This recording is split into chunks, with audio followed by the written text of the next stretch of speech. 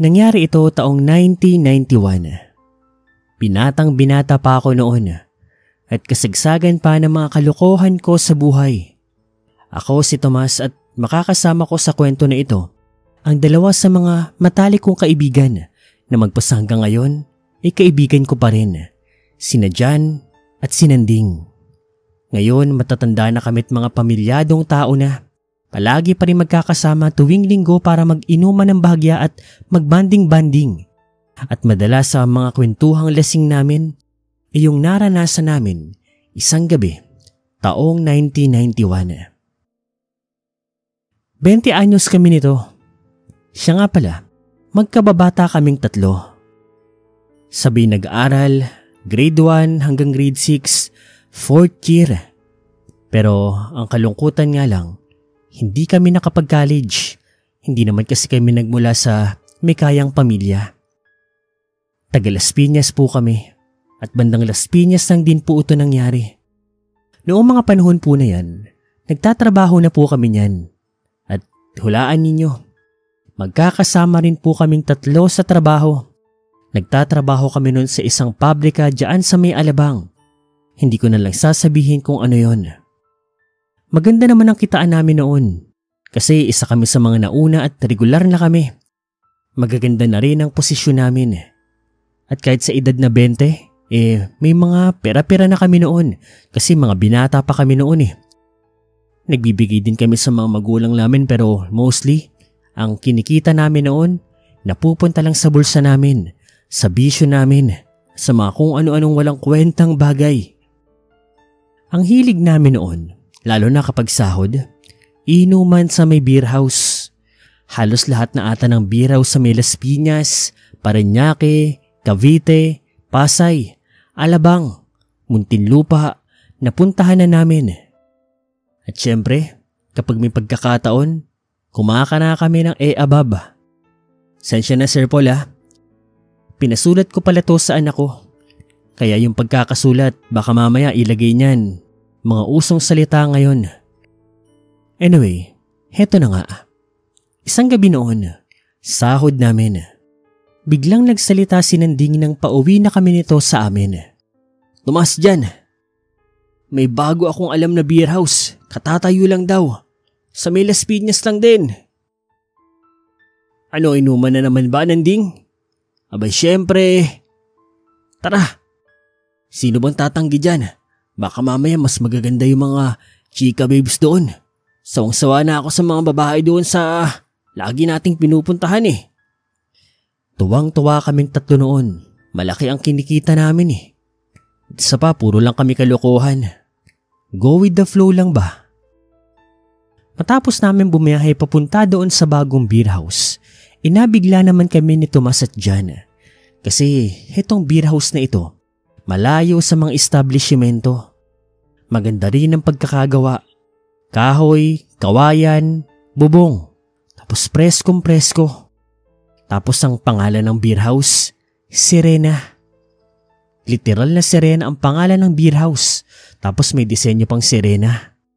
Pagpasok namin sa loob, marami na nag-iinuman. Marami ng lasing at marami ring bagong pasok. Maganda ang disenyo sa loob.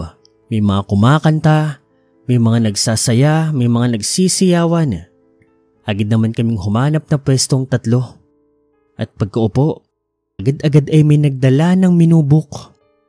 Order ka agad kami ng isang bucket, pulutan na sisig, tokwat baboy, tapos umorder na nga rin kami ng tigi-isang rice kasi gutom na kami noon. Hapunan muna ba? Pero ang pinaka nagustuhan ko doon, may nakita akong sabaw. Bulalo. Paborito pa naman naming tatlo yun. Umorder kami nito, yung pinakamalaki kako, tapos tigi-isa kaming bone marrow. Wala naman daw problema. Hindi nagtagal ay dumating na rin yung mga order namin. Hindi muna namin ginalaw yung alak kasi masakit mag-inom kapag wala ang tiyan, di ba? Ang hapdi kaya sa sikmura. Kumain kami. Higop sabaw, kanin, aba, sarap. Sarap din ang sisig nila. Sarap din ang tokwat baboy. Noong mga sandaling yon, ewan ko pero sarap na sarap talaga ako sa bulalo. Feeling ko, Yun na ata ang pinakamasarap na bulalong nakain ko. Ang sabi ko nga nun, o-order pa kami mamaya para sa pulutan na hindi naman tinanggihan ng mga kaibigan ko. Matapos kumain, nagpahinga saglit, tapos sinimula na ang inuman. Ang saya ng inuman doon kasi may kusa ng tumatabing babae sa'yo. Ang gaganda pa ng mga babae, batang-bata pa. Parang mga 18 pa nga lang yun eh. Tuwang-tuwa kami noon kasi nakakahipo kami, nakakahalik, nakaka-chancing. Siyempre kada hipo mo dapat mag-aabot ka rin ng barya-barya. Dahil mga binata nga kami at maraming pera at mapupusok, abot lang ng abot. Binubulungan na nga ako ni Jan at Nanding noon eh. Mamaya raw baka bumembang sila. Trip na trip kasi nila yung mga partner nila. Sa akin kasi noon, sakto lang. Pwede na, pero parang wala yata ako sa mood noon. Ang trip ko lang talaga ay mag-inom. 12:00 ng gabi. Nandun pa rin kami. Wala namang kaso sa amin kahit hanggang magdamag kami kasi Saturday noon, wala kaming pasok kapag linggo. Tuloy-tuloy lang ang inuman. Napansin ko na unti-unti nang nababawasan ang mga tao. May mga ilan-ilan. Pagsapit ng 1:00, dito, nagulat kaming 3 nang biglang magkaroon ng komosyon. Yung sa kabilang parte, yung mga nag-iinuman doon, bigla na lamang silang tumayo, naglabas ng mga kutsilyo, at biglang nagsisigaw. "Itigil yung ginagawa nyo dito mga aswang! Kumpirmado, alam na namin, nahuli na rin namin kayo sa wakas!" Akala ko noon bangenge lang ako. Akala ko lasing lang ako. Lasing ba sila o mga adik? Anong aswang ang pinagsasabi nila? Samantala, yung mga katibol naman namin mga babae, nagsitayuan. Para bang nakita kong natakot sila. Umalis sila sa amin tapos nagtakbuhan sila. Yung mga kalalakihan naman doon sa kabilang table, sinugod yung mga tao doon sa may kusina. Kami parang nawala ang amats namin at natakot kami. Siyempre kanya-kanya kaming tayo. Ganon din yung ibang mga customer doon. Pagkita namin doon sa loob ng kusina, nakita namin na yung mga kalalakihan nga na nag-amok, may mga kalaban, hindi normal na tao. Mga halimaw, nakakatakot ang mga itsura nila. Alam mo yung itsurang mga tao, pero may mga balahibo yung katawan tapos yung mukha ay parang aso na unggoy na kambing. Basta ganun. Pero nakakatakot sa kanila. May mga sungay, mahaba ang kuko, kamay at paa. Tapos yung mga ngipin nila ay parang sapating. Mababang sila at malalakas, pero magagaling makipaglaban yung mga taong nag-amok.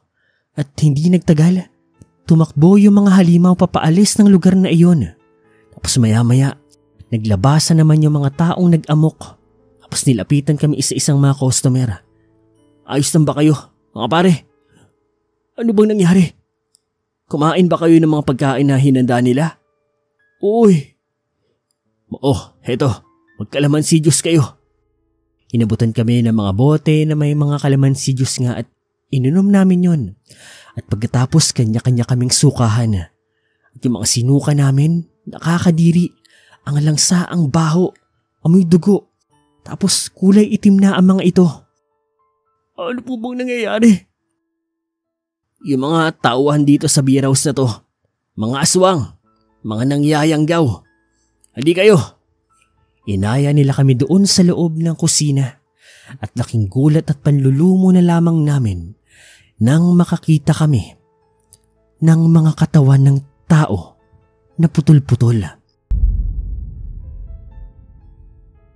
Yung mga kinain nyo, mga karniyan ng tao, mas lalo kaming nasuka. Diring-diri kami. Ganun pa man ano magagawa namin. "Malis na kayo. Kami nang bahala dito sa lugar na to. Huwag kayong magsusumbong sa mga pulis. Liwanag." Lahat kami mga customer nagtakbuhan. Hindi na nakasagot pa. Nakauwi naman kami sa amin ng hindi talaga makapaniwala. Inom kami ng kalamansi juice. para mailabas pa namin yung mga nakain namin.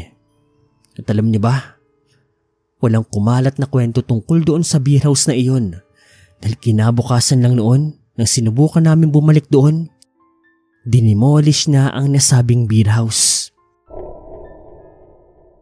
Walang nakakaalam kung papaano nangyari yun ng isang iglapan lang at kung ano nangyari doon sa mga tauhan doon sa loob at kung sino nga ba talaga ang mga kalalakihan na yon. Basta kami, ang importante lang sa amin, ligtas kami ng mga kaibigan ko. Mula noon, hindi na kami nag-beer house pa. Kung mag-iinom na kami sa kanya-kanya naming mga bahay. Hanggang sa mga puntong to, pinag-uusapan pa rin namin yun at tawang-tawa na lang talaga kami. Sa sobrang kapusukan namin, ayan, nakakain tuloy kami ng karne ng tao. Sarap na sarap pa kami. Nalinti ka na.